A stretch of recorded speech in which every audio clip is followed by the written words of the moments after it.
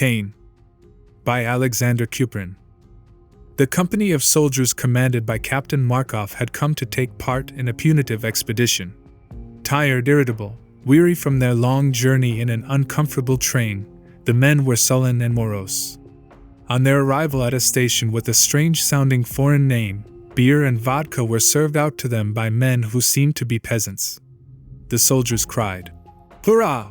sang songs and danced, but their faces wore a look of stony indifference. Then the work began. The company could not be burdened with prisoners, and so all suspected persons whom they came across on the road, and all those who had no passports, were shot without delay. Captain Markov was not mistaken in his psychological analysis. He knew that the steadily increasing irritation of his soldiers would find a certain satisfaction in such bloody chastisement. On the evening of December 31st, the company stopped for the night at a half-ruined baronial farm. They were 15 versts from the town, and the captain reckoned to get there by 3 o'clock the next afternoon. He felt certain that his men would have serious and prolonged work there, and he wanted them to get whatever rest was possible, to quiet and strengthen them for it.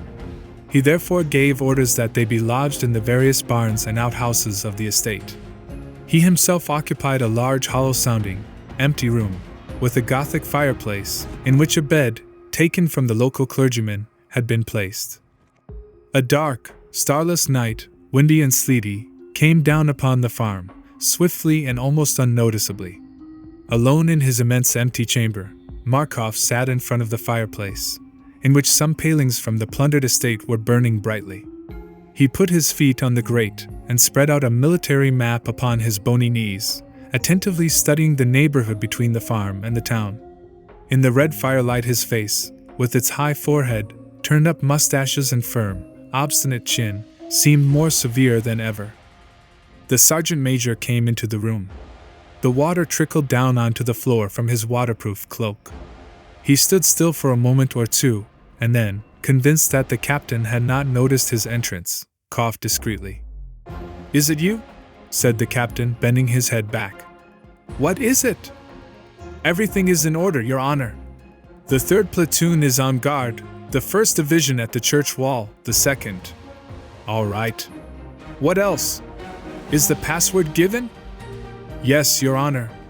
The sergeant was silent, as if waiting to hear more, but as the captain said nothing, he began in a lower tone.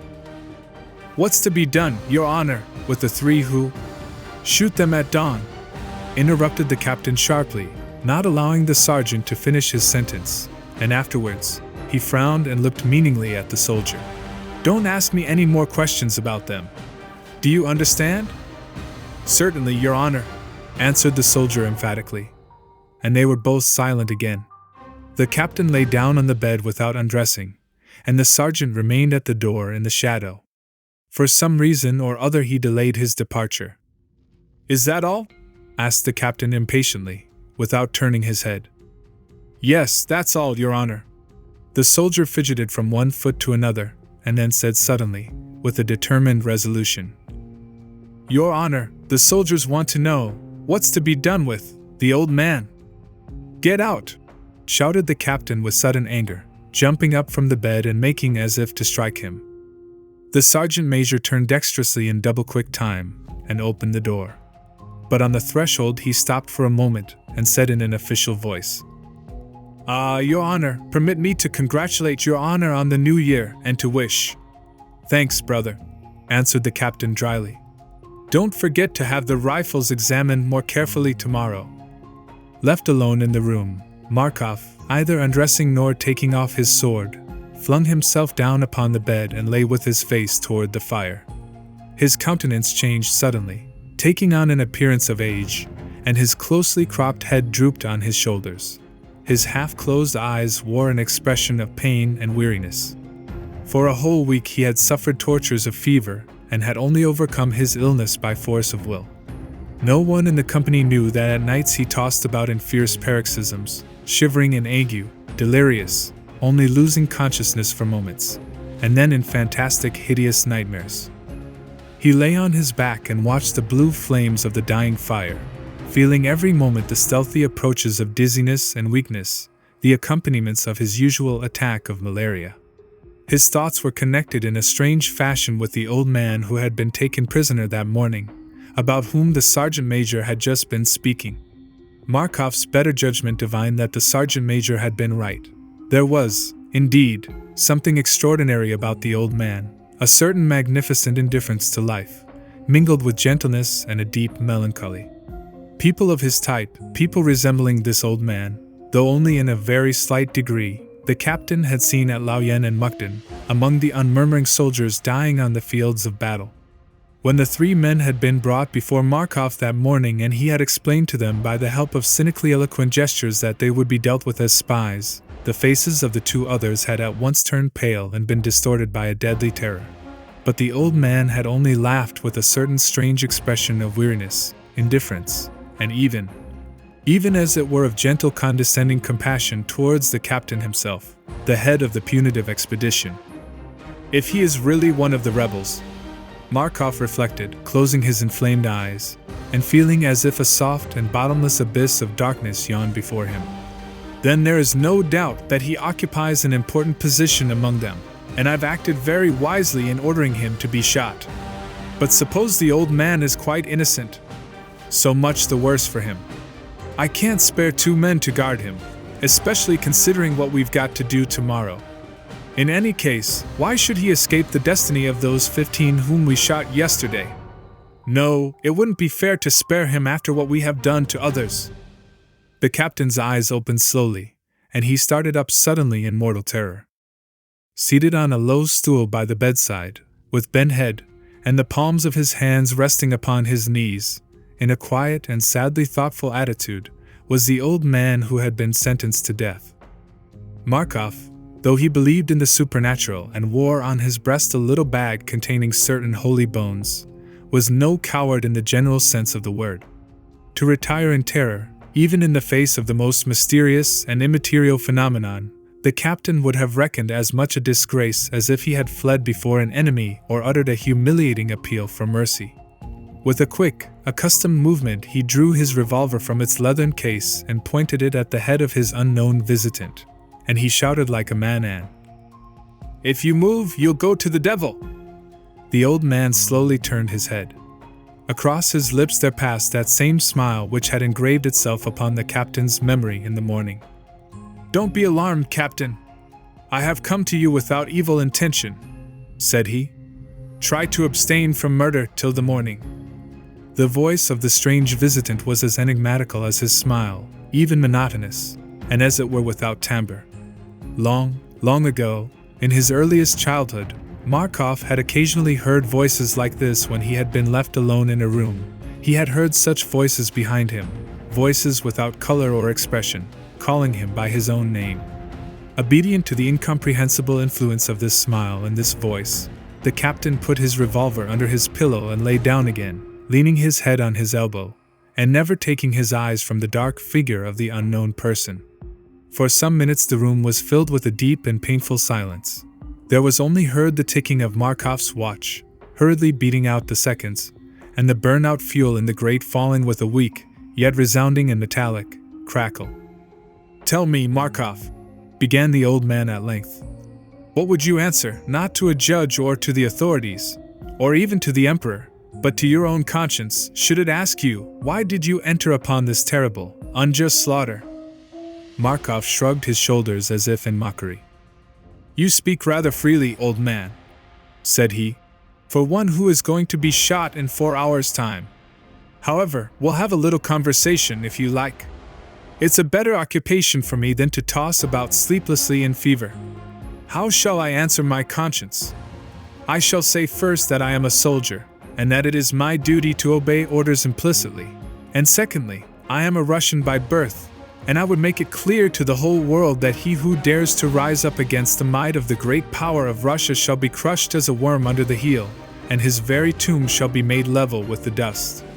"Oh, Markov, Markov, what a wild and bloodthirsty pride speaks in your words," replied the old man. "And what untruth! If you look at an object and put your eyes quite close to it, you see only the smallest of its details, but go further away, and you see it in its true form. Do you really think that your great country is immortal? Did not the Persians think so once, and the Macedonians, and proud Rome, who seized the whole world in her iron claws, and the wild hordes of Huns who overran Europe, and mighty Spain, lord over 3/4 of the globe? Yet ask history what has become of their immeasurable power. And I can tell you that thousands of centuries before these there were great kingdoms, stronger, prouder, and more cultured than yours. But life, which is stronger than nations and more ancient than memorials, has swept them aside in her mysterious path, leaving neither trace nor memory of them. That's foolishness, objected the captain, in a feeble voice, lying down again upon his back. History follows out its own course, and we can neither guide it nor show it the way. The old man laughed noiselessly. You're like that African bird which hides its head in the sand when it is pursued by the hunter. Believe me, 100 years hence your children's children will be ashamed of their ancestor, Aleksandr Vasilich Markov, murderer and executioner. You speak strongly, old man. Yes, I've heard of the ravings of those enthusiastic dreamers who want to change swords into plowshares. Ha ha ha! I picture to myself the sort of state these scrofulous neurasthenists and rickety idiots of pacifists would make. No, it is only wax that can forge out an athletic body and an iron character. However, Markov pressed his hand to his forehead, striving to remember something. However, this is all unimportant. But what was it I wanted to ask you? Ah, yes. Somehow I don't think you will tell me untruths. Do you belong to these parts? No. The old man shook his head. But surely you were born in the district? No. But you are a European? What are you, French? English? Russian? German? No. Markov, in exasperation, struck the side of the bed with his fist. Well, who are you then? And why the devil do I know your face so well? Have we ever met anywhere? The old man bent his head still lower and sat for a long time saying no word. At last he began to speak, as if hesitating. Yes, we have met, Markov, but you have never seen me. Probably you don't remember, or you've forgotten, how once, during an epidemic of plague, your uncle hanged in one morning 59 persons. I was within 2 paces of him that day, but he didn't see me. Yes, that's true, 59, muttered Markov, feeling himself overwhelmed by an intolerable heat. But they were rioters. I saw your father's cruel exploits at Sevastopol, and your work after the capture of Ismaila. The old man went on in his hollow voice. Before my eyes has been shed enough blood to drown the whole world. I was with Napoleon on the fields of Austerlitz, Friedland, Jena, and Borodina. I saw the mob applauding the executioner when he held up before them on the platform of the guillotine the bloody head of Louis XVI. I was present on the eve of St. Bartholomew, when the Catholics, with prayers on their lips, murdered the wives and children of the Huguenots. In the midst of a crowd of enraged fanatics I gazed whilst the holy fathers of the Inquisition burned heretics at the stake, flayed people alive for the glory of God, and poured white-hot lead into their mouths. I followed the hordes of Attila, Genghis Khan, and Solomon the Magnificent, whose paths were marked by mountains of human skulls. I was with the noisy Roman crowd in the circus when they sewed Christians up in the skins of wild animals and hunted them with dogs, when they fed the beasts with the bodies of captive slaves. I have seen the wild and bloody orgies of Nero, and heard the wailing of the Jews at the ruined walls of Jerusalem. You're only my dream, go away, you're only a figure in my delirium. Go away from me! Markov's parched lips uttered the words with difficulty. The old man got up from the stool. His bent figure became in a moment immensely tall, so that his hair seemed to touch the ceiling. He began to speak again, slowly, monotonously, terribly. I saw how the blood of man was first shed upon the earth. There were 2 brothers. One was gentle, tender, industrious, compassionate. The other, the elder, was proud, cruel, and envious. One day they both brought offerings to the Lord according to the custom of their fathers. The younger brought of the fruits of the earth, the elder of the flesh of animals killed by him in the chase. But the elder cherished in his heart a feeling of ill will towards his brother, and the smoke of his sacrifice spread itself out over the earth, while that of his brother ascended as an upright column to the heavens. Then the hate and envy which oppressed the soul of the elder overflowed, and there was committed the first murder on the earth. "Go away, leave me, for God's sake," Markov muttered to himself, and tossed about in his crumpled sheets. Yes, I saw his eyes grow wide with the terror of death, and his clenched fingers clutched convulsively at the sand, wet with his blood. And when after his last shudder his pale cold body lay still upon the ground, then the murderer was overwhelmed by an unbearable terror. He hid his face in his hands and ran into the depths of the forest, and lay trembling there, until at eventide he heard the voice of his offended God, "Cain, where is thy brother Abel? Go away, don't torture me." Markov's lips could scarcely move. Yet he seemed to hear the voice continue. "In fear and trembling I answered the Lord, am I my brother's keeper? And then the Lord pronounced on me an eternal curse. Thou shalt remain among the number of the living as long as the earth shall endure. Thou shalt roam as a homeless wanderer through all centuries, among all nations and in all lands, and thine eyes shall behold naught but the blood shed by thee upon the earth. Thine ears shall hear only the moans of the dying, eternal reminders of the brother thou hast slain." There was silence for a moment, and when the old man spoke again each word fell into Markov's soul with pain. "O Lord, how just and inexorable is thy judgment! Already many centuries and tens of centuries have I wandered upon the earth, vainly expecting to die. A mighty and merciless power ever calls me to appear where on the battlefields the soldiers lie dead in their blood, where mothers weep, and curses are heaped upon me, the first murderer. There is no end to my sufferings, for every time I see the blood of man flowing from his body I see again my brother, stretched out upon the ground clutching handfuls of sand with his dying fingers. And in vain do I desire to cry out, 'Awake! Awake! Awake! Wake up, Your Honor, wake!' The insistent voice of the sergeant major sounded in Markov's ears.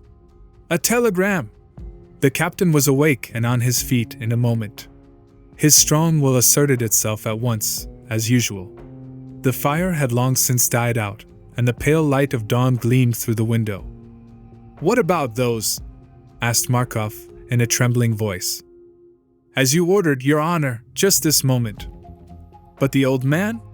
The old man?" "As well." The captain sank down upon the bed as if his strength had suddenly left him. The sergeant major stood at attention beside him, awaiting orders. "That's it, brother," said the captain in a feeble voice. "You must take the command in my place. I will send in my papers today, for I am absolutely tormented by this cursed fever." And perhaps he tried to smile, but only distorted his features by the effort. "Perhaps I may soon be entirely at rest." The sergeant major saluted and answered calmly, as if nothing could surprise him. "Yes, Your Honor,